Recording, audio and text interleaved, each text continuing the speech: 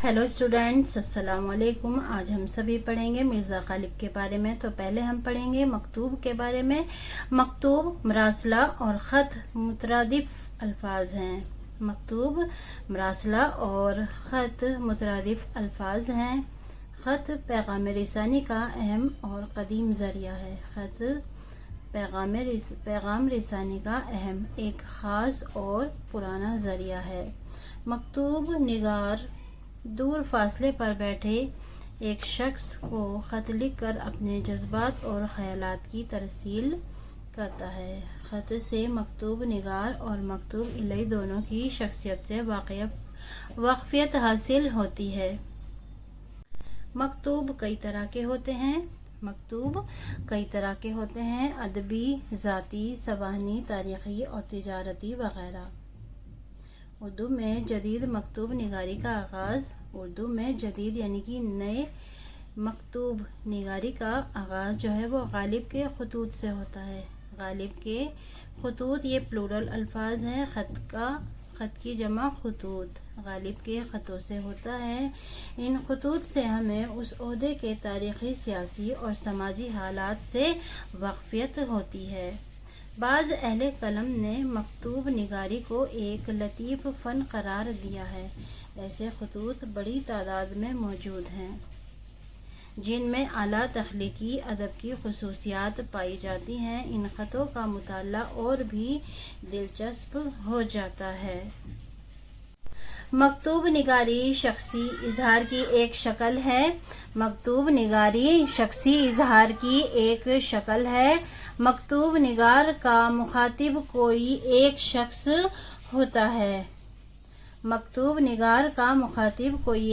होता है जबकि अदब की दूसरी असनाफ में एक साथ कई लोग मुखातिब हो सकते हैं। कुछ अदीबों ने ऐसे उम्दा खतूत लिखे हैं कि अब मकतूब निगारी को एक अदबी सनफ़ का दर्जा हासिल हो चुका है।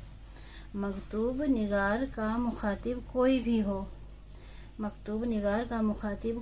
हो, अगर मकतूब निगार की तहरीर में कशिश हो तो ख़त पढ़ने वाले के लिए दिलचस्प हो जाता है और ऐसे खतूत अदब पारे के तौर पर पढ़े जाते हैं। उर्दू नसर की रवायत में मिर्ज़ा गालिब, अल्लामा शिबली नौमानी और मेहदी अफादी, चौधरी मोहम्मद अली, सैयद सुलेमान नदवी, अबुल कलाम आज़ाद, रशीद अहमद सिद्दीकी, सफ़िया अख्तर और कुर्रतुल ऐन हैदर वग़ैरह के खतूत नुमाया हैसियत रखते हैं। मिर्ज़ा गालिब के बारे में पढ़ेंगे। चलिए, मिर्ज़ा गालिब 1797 से 1869। तो चलिए पढ़ते हैं। मिर्ज़ा असदुल्लाह खां गालिब की वलादत आगरा में हुई। मिर्ज़ा असदुल्लाह खां गालिब, तो मिर्ज़ा गालिब का पूरा नाम क्या है? मिर्ज़ा असदुल्लाह खां गालिब है। उनकी वलादत यानी कि वो आगरा में पैदा हुए। कब पैदा हुए? 1797 को आगरा में पैदा हुए। चचा नसरुल्लाह बैग ने उनकी परवरिश की। शादी के बाद गालिब दिल्ली आ गए। यहाँ के इल्मी और अदबी माहौल में उनका शेरी ज़ौक़ परवान चढ़ा। गालिब नसर और नज़म दोनों पर यकसा कुदरत रखते थे, यानी कि मिर्ज़ा गालिब नज़म और नसर दोनों पर यकसा यानी कि बराबर कुदरत रखते थे। जो बुलंद मर्तबा उन्हें शायरी में हासिल हुआ, वही रुतबा उन्हें नसर में भी मिला। उनकी नसर का उम्दा नमूना उनके खतूत हैं। उनकी नसर का जो है उम्दा नमूना यानी कि एग्ज़ाम्पल उनके क्या हैं? ख़त हैं। गालिब के खतूत के मजमूए उर्दू हिंदी और उर्दू मौला के नाम से शाई हुए हैं। उन्होंने ख़त को बातचीत की ज़बान से करीब तर करके मरासले को मुकालमा बना दिया है। उनके खतूत को पढ़कर ایسا لگتا ہے، یعنی کہ ان کے خطوں کو پڑھ کر ایسا لگتا ہے گویا جیسے کہ دو لوگ آپس میں بیٹھے گفتگو کر رہے ہوں۔ ان کے خطوں کو پڑھ کر ایسا لگتا ہے کہ جیسے کہ دو لوگ آپس میں بیٹھ کر گفتگو یعنی کہ باتیں کر رہے ہوں۔ غالب کے اردو خطوط میں ان کی اپنی زندگی اور زمانے کی دلچسپ تفصیلات سمٹ آئی ہیں، خاص طور پر 1857 کے آس پاس کا ماحول۔ غالب کے خطوط میں جس تفصیل کے ساتھ بیان ہوا ہے، اس کے پیش نظر یہ خطوط ایک تاریخی مواد کی حیثیت بھی رکھتے ہیں۔ انہوں نے جو اسلوب اختیار کیا تھا، اس کی نقل کسی سے بھی ممکن نہ ہو سکی۔ ان کے خطوں میں واقعہ نگاری، منظر نگاری اور جذبات نگاری کی غیر معمولی مثالیں موجود ہیں۔ اسی کے ساتھ ساتھ طنز و مزاح کا عنصر بھی غالب کی نثر میں ایک خاص حیثیت رکھتا ہے۔ غالب کے خطوط پڑھیں گے۔ غالب کے خطوط میں پہلا جو خطوط ہے وہ منشی ہرگوپال تپتا کے نام ہے، جو کہ وہ ان کے کیا تھے؟ شاگرد تھے۔ تو چلیے پڑھتے ہیں آگے۔ منشی ہرگوپال تپتا کے نام۔ کیوں صاحب روٹھے ہی رہو گے یا کبھی منو گے بھی؟ روٹھے ہی رہو گے یا کبھی منو گے بھی؟ اور اگر کسی طرح نہیں منتے تو روٹھنے کی وجہ تو لکھو۔ میں اس تنہائی میں صرف خطوں کے بھروسے جیتا ہوں، یعنی جس کا خط آیا میں نے جانا کہ وہ شخص تشریف لایا۔ خدا کا احسان ہے کہ کوئی دن ایسا نہیں ہوتا جو اطراف و جوانب سے دو چار خط نہیں آ رہتے ہوں، بلکہ ایسا بھی دن ہوتا ہے کہ دو بار ڈاک کا ہرکارا خط لاتا ہے۔ ڈاک کا ہرکارا یعنی کہ ڈاکیا یا خط پہنچانے والا کیا ہے؟ دو بار بھی آ جاتا ہے۔ کوئی دن یعنی کہ ایسا بھی گزرتا ہے۔ ایک دوست صبح کو اور ایک دوست شام کو میری دل لگی ہو جاتی ہے۔ دن ان کے پڑھنے اور جواب لکھنے میں گزر جاتا ہے۔ یہ کیا سبب 10 12 دن سے تمہارا خط نہیں آیا؟ یہ کیا 10 12 دن سے تمہارا خط نہیں آیا؟ یعنی تم نہیں آئے۔ خط لکھو صاحب، نہ لکھنے کی وجہ لکھو۔ آد آنے میں بخل نہ کرو، ایسا ہی ہے تو بیرنگ بھیجو۔ نہ لکھنے کی وجہ لکھو، نہ لکھنے کی وجہ لکھو۔ آد آنے میں بخل یعنی کہ کنجوسی نہ کرو، ایسا ہی ہے تو بیرنگ بھیجو۔ بیرنگ یعنی کہ بغیر ٹکٹ کے بھیجو۔ سوموار 27 دسمبر 1858 غالب۔ چلیے اب آگے پڑھتے ہیں۔ منشی ہرگوپال تپتا کے نام۔ یہ کیا ہے؟ سیکنڈ خط۔ بندہ پر تم کو پہلے یہ لکھا جاتا ہے کہ میرے دوست قدیم میر مکرم حسین صاحب کی خدمت میں میرا سلام کہنا۔ اب تک جیتا ہوں اور اس سے زیادہ میرا حال مجھ کو بھی معلوم نہیں۔ مرزا حاتم علی صاحب مہر کی جناب میں میرا سلام کہنا۔ تمہارے پہلے خط کا جواب بھیج چکا تھا کہ اس کے 2 دن یا 3 دن کے بعد دوسرا خط پہنچا۔ اس کے 2 دن کے بعد دوسرا خط پہنچا، 2 یا 3 دن کے بعد پہنچا۔ سنو صاحب، جس شخص کو جس شغل کا ذوق ہو اور وہ اس میں بے تکلف عمر بسر کرے، اس کا نام عیش ہے۔ تمہاری توجہ مفرط با طرف شعر و سخن کہ تمہارے شرافت نفس اور حسن طبع کی دلیل ہے۔ اور بھائی، یہ جو تمہاری سخن گستری ہے، اس کی شہرت میں میری بھی تو نام آوری ہے۔ میرا حال اس فن میں اب یہ ہے کہ شعر کہنے کی روش اور اگلے کہے ہوئے اشعار سب بھول گیا، مگر ہاں اپنے ہندی کلام میں سے 1.5 شعر یعنی ایک مقطع اور ایک مصرع یاد رہ گیا ہے۔ سو گاگا جب دل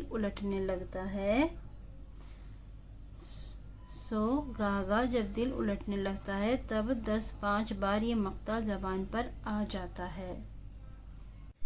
زندگی اپنی جب اس شکل سے گزری غالب، ہم بھی کیا یاد کریں گے کہ خدا رکھتے تھے۔ پھر جب سخت گھبراتا ہوں اور تنگ آتا ہوں تو یہ مصرع پڑھ کر چپ ہو جاتا ہوں۔ اے مرگ ناگہاں تجھے کیا انتظار ہے، اے مرگ ناگہاں تجھے کیا انتظار ہے۔ یہ کوئی نہ سمجھے کہ میں اپنی بے رونقی اور تباہی کے غم میں مرتا ہوں۔ جو دکھ مجھ کو ہے اس کا بیان تو معلوم، مگر اس بیان کی طرف اشارہ کرتا ہوں۔ انگریز کی قوم میں سے جو ان روسیاہ کے ہاتھ سے قتل ہوئے، اس میں کوئی میرا امیدگار تھا اور کوئی میرا شفیق تھا، کوئی میرا امیدگار تھا اور کوئی میرا شفیق تھا، اور کوئی میرا دوست اور کوئی میرا شاگرد۔ جو لوگ مطلب کہ قتل ہوئے، ان میں سے کوئی میرا امیدگار تھا، کوئی شفیق تھا، کوئی میرا دوست تھا، کوئی میرا اسٹوڈنٹ تھا۔ ہندوستانیوں میں کچھ معشوق، کچھ عزیز، کچھ دوست، کچھ شاگرد، سو وہ سب کے سب خاک میں مل گئے۔ ایک عزیز کا ماتم کتنا سخت ہوتا ہے، یعنی کہ جب کوئی گزر جاتا ہے، مر جاتا ہے، تو اس کا جو ہے وقت مطلب کتنا سخت ہوتا ہے اس کا ماتم۔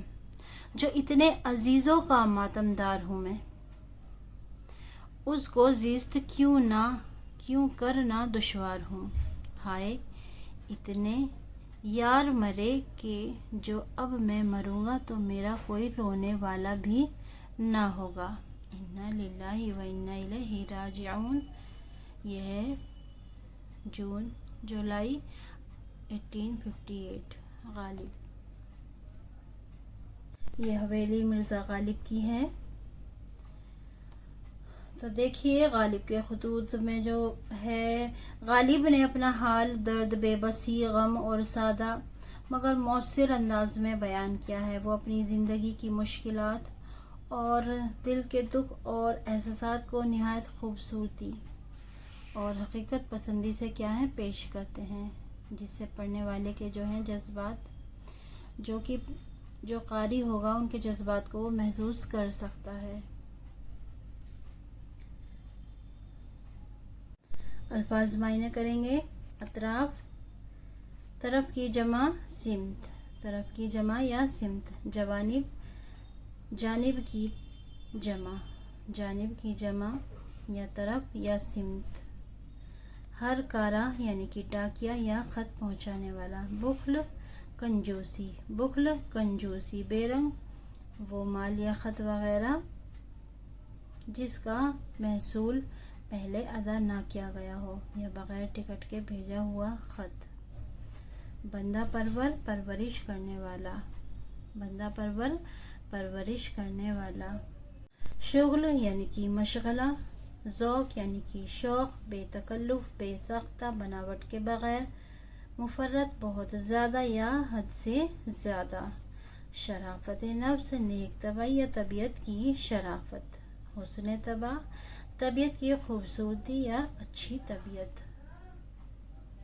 نام آوری، معروف ہونا، روش راستہ، گاہ گاہ، کبھی کبھی یا کسی وقت۔ مرگ ناگہاں وہ موت جو اچانک آ جائے۔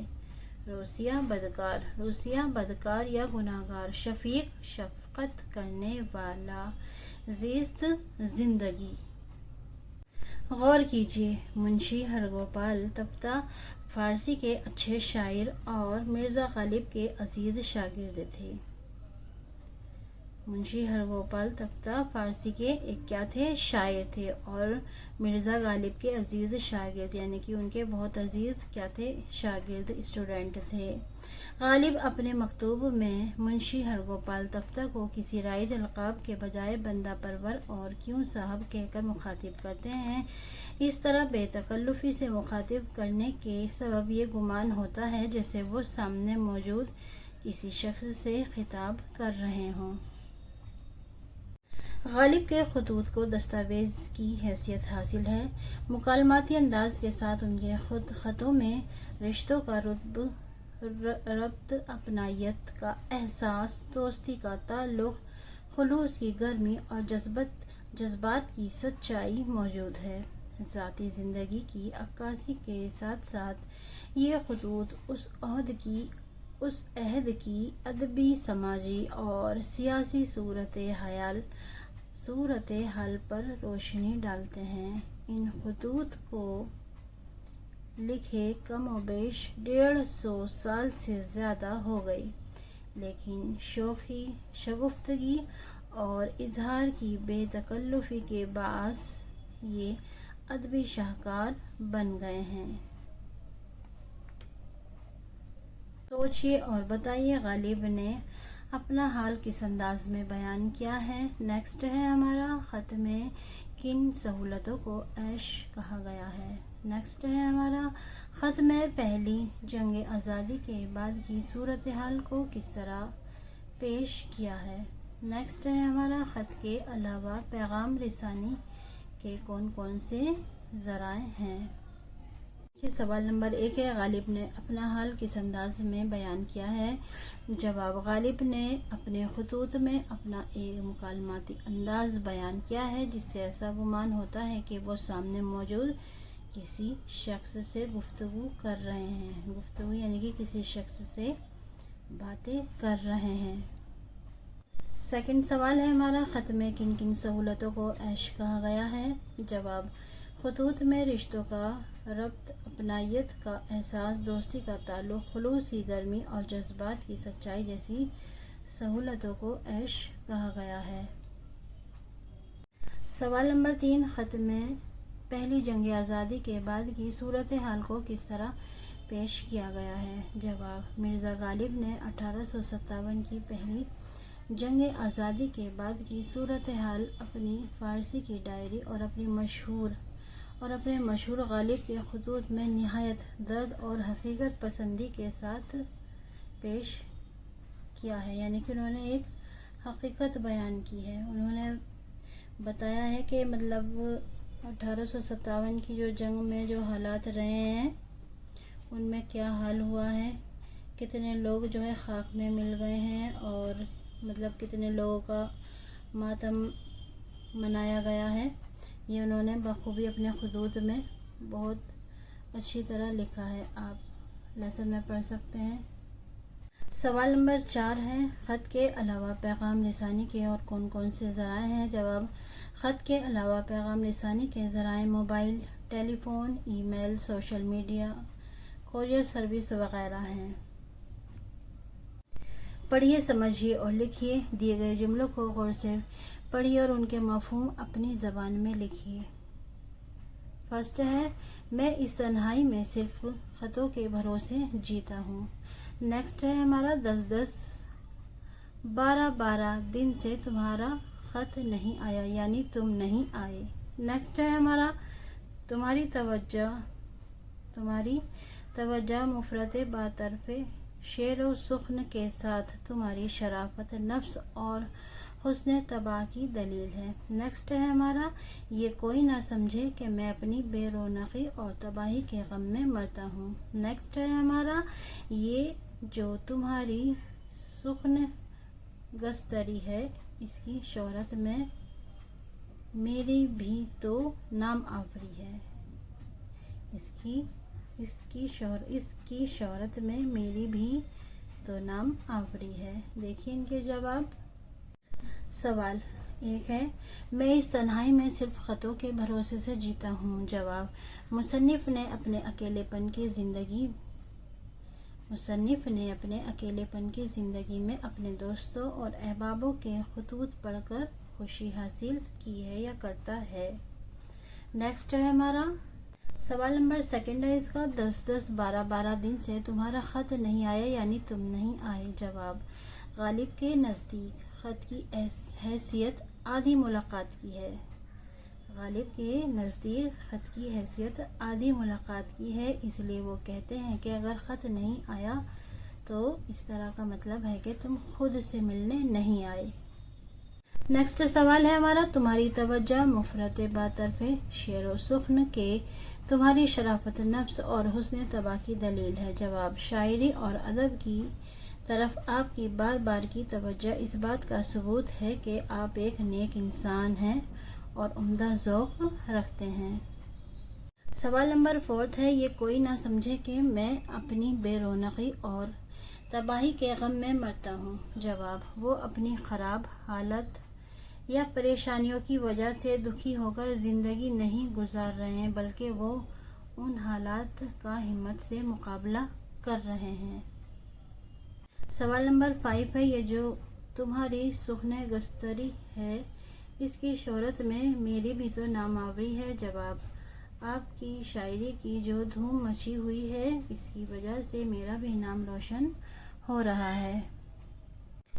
خط کے شروع میں بندہ پرور کہہ کر جس کے نام خط لکھا ہے اسے مخاطب کیا گیا ہے۔ خط کے شروع میں بندہ پرور کہہ کر جس کے نام خط لکھا ہے اسے کیا کیا گیا ہے؟ مخاطب کیا گیا ہے۔ بندہ پرور کے معنی ہے پرورش کرنے والا۔ آپ پڑھ چکے ہیں کہ خط کے شروع میں جن الفاظ سے مکتوب الیہ کو مخاطب کیا جاتا ہے وہ القاب و آداب ہوتے ہیں۔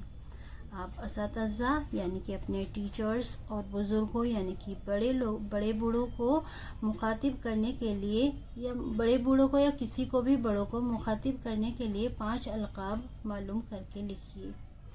تو 5 القاب یہ ہیں، جناب عالی، محترم، عزیز محترم، حضرت اور محترم و مکرم وغیرہ۔ اور نیکسٹ ہے ہمارا، پہلے خط میں لفظ ہر کارا آیا ہے جس کے معنی ہے خط پہنچانے والا، ڈاکیا۔ اسی لفظ کے دوسرے متبادل ہیں قاصد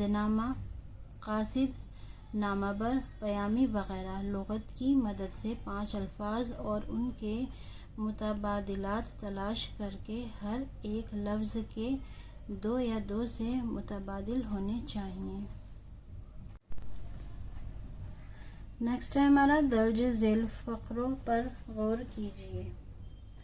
پس اے میرے پیارے نوجوان ہم وطنوں، اے میری قوم کے بچوں، جب ہم لفظوں کی جمع بناتے ہیں تو آخر میں کیا ہے؟ نون غنہ لگاتے ہیں۔ مثال کے طور پر بھائی سے بھائیوں وغیرہ، لیکن جب خطاب کیا جائے تو نون غنہ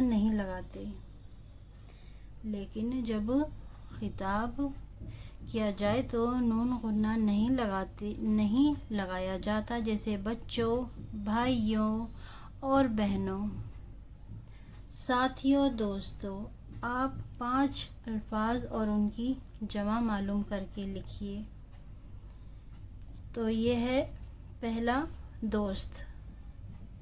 دوستو، دیکھو یہ ہم نے اس کا پلورل لکھا ہے دوستو، تو اس میں کیا ہے ہمارا؟ نون غنہ۔ یہ کیا ہے ہمارا؟ نون غنہ۔ اب یہ جو ہم آگے لکھیں گے مخاطب کر کے، اس میں جیسے کہ بتایا گیا ہے کہ جب ہم لفظوں کی جمع بناتے ہیں، لفظوں کی جمع کیا ہے؟ دوست کیا ہے؟ سنگل ورڈ ہے اور یہ اس کی جمع ہے۔ دوست کی جمع کیا ہے؟ دوستوں۔ تو اس میں ہم نے کیا لگایا ہے؟ یہ آگے دوستوں کے جو لگ رہا ہے کیا ہے ہمارا؟ یہ نون غنہ، اس کو بولتے ہیں مثال کے طور پر بھائی سے بھائیوں، اسی طرح دیکھیے دوست سے دوستوں. لیکن جب خطاب کیا جائے تو نون غنہ نہیں لگاتے. یہ دیکھیے آگے دوست کا پلورل ہو گیا دوستوں، اس میں ہم نے نون غنہ لگایا ہے. لیکن جب ہم خطاب کریں گے کہ دوستوں میری بات غور سے سنو، تو یہاں پہ کیا ہے یہاں پہ ہم نے نون غنہ نہیں لگایا ہے. جب ہم خطاب کرتے ہیں دوستوں ہے تو پلورل، لیکن یہاں پہ جب خطاب کریں گے تو ہم نون غنہ نہیں لگائیں گے. بس اس سوال میں یہی بتایا گیا ہے کہ جب ہم کوئی خطاب کرتے ہیں لوگوں سے یا جمع کے جو الفاظ آئیں گے اس میں نون غنہ نہیں لگے گا. تو دوست کیا ہے، یہ سنگل ورڈ ہے اور اس کا پلورل کیا ہوگا دوستوں. لیکن جب ہم نے اس کو خطاب کیا تو یہاں پہ نون غنہ ہم نے نہیں لگایا. تو دوستوں میری بات غور سے سنو. سیکنڈ ہے ہمارا بھائی، اس کا پلورل ہو گیا بھائیوں. لیکن جب ہم نے کیا جب خطاب کیا جاتا ہے تو نون غنہ نہیں لگا جاتا. بھائیوں آپس میں مل جل کر رہو. اسی طرح تھرڈ ہے ساتھی، اس کا پلورل ہوگا ساتھیوں منزل ابھی دور ہے. نیکسٹ ہے ہمارا بچہ اور اس کی جمع کیا ہوگی بچوں. اب یہاں پہ ہم نے نون غنہ نہیں لگایا ہے. بچوں شور مت مچاؤ. عزیز محنت ہی میں راحت ہے. اب ہے درج ذیل کے لیے ایک لفظ لکھیے. خط لکھنے والا کاتب یا مکتوب نگار، جسے خط لکھا جائے مکتوب الیہ. خط لکھنا خطوط نگاری. خط لے جانے والا ڈاکیا. اپنے دوست کے نام ایک خط لکھیے اور اسکول کے سالانہ جلسے میں کی گئی اپنی نظامت کا ذکر کیجیے. ای میل پیغام رسانی کا اہم ذریعہ ہے. ایک ای میل لکھیے جس میں کسی ادبی شخصیت سے اسکول کے جلسے کی صدارت کرنے کی درخواست کی گئی ہو. تخلیقی اظہار، اپنے دوست کے نام میں خط لکھیں اور اسکول کے سالانہ جلسے میں کی گئی اپنی نظامت کا ذکر کیجیے. تو بخدمت میرے پیارے دوست، یہاں پہ آپ دوست کا نام لکھیں گے. السلام علیکم. امید ہے کہ تم خیریت سے ہوں گے. میں بھی اللہ کے فضل سے بخیر ہوں، یعنی کہ ٹھیک ہوں. ہمارے اسکول میں گزشتہ ہفتے سالانہ جلسہ منعقد ہوا. اس جلسے میں نے تقریری مقابلے میں حصہ لیا اور بہترین کارکردگی پر مجھے انعام بھی ملا. جلسے میں اساتذہ یعنی کہ جلسے میں ٹیچرز، طلباء، اسٹوڈنٹس اور والدین نے بڑی تعداد میں شرکت کی. جلسے میں کیا کرا تھا، جو ٹیچرز تھے اور اسٹوڈنٹس اور والدین ماتا پتا جو آئے تھے انہوں نے بڑی تعداد میں شرکت کی. کافی لوگ آئے تھے. اسی موقع پر بہت خوشی ہوئی اور نئی یادیں جڑیں اور نئی یادیں بھی بنی. امید ہے کہ تم بھی اپنے اسکول کی سرگرمیوں میں بڑھ چڑھ کر حصہ لیتے ہوں گے. اپنا خیال رکھنا. تمہارا دوست. یہاں نام لکھیں گے.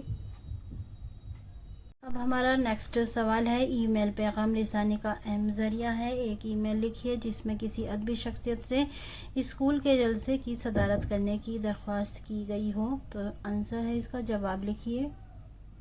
ای میل پیغام رسانی کا اہم ذریعہ ہے. ایک ای میل لکھیے جس میں کسی ادبی شخصیت سے اسکول کے جلسے کی صدارت کرنے کی درخواست کی گئی ہو. تو یہاں پہ لکھیں گے ہم یہ.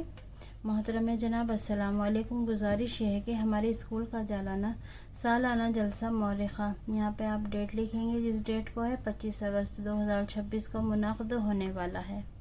ہم آپ کی علمی و ادبی خدمات سے بہت متاثر ہیں، اس لیے ہماری دلی خواہش ہے کہ آپ اس تقریب میں بطور صدر تشریف لائیں اور اپنی قیمتی گفتگو سے طلباء کی رہنمائی فرمائیں. آپ کی شرکت ہمارے لیے باعث اعزاز ہوگی. ہمیں امید ہے کہ آپ ہماری درخواست قبول فرمائیں گے. آپ کی شرکت ہمارے لیے باعث اعزاز ہوگی. ہمیں امید ہے کہ آپ ہماری درخواست قبول فرمائیں گے. شکریہ. خیر اندیش صدر انتظامیہ کمیٹی. یہاں نام لکھیں گے اسکول کا اور یہاں پہ تاریخ لکھیں گے. غالب کے خطوط کا خلاصہ: غالب نے اپنا حال، درد، بے بسی، غم اور سادہ مؤثر انداز میں بیان کیا ہے۔ وہ اپنی زندگی کی مشکلات، دل کے دکھ اور احساسات کو نہایت خوبصورتی اور حقیقت پسندی سے پیش کرتے ہیں، جس سے قاری ان کے جذبات کو محسوس کر سکتا ہے، یعنی کہ جس سے پڑھنے والا ان کے جذبات کو محسوس کر سکتا ہے۔ مختصر جواب اس کا یہ ہے کہ غالب نے اپنا حال، درد و غم، بے بسی اور حقیقت پسندانہ انداز میں بیان کیا ہے، جس سے ان کے دل کی کیفیت اور زندگی کی مشکلات واضح ہوتی ہیں۔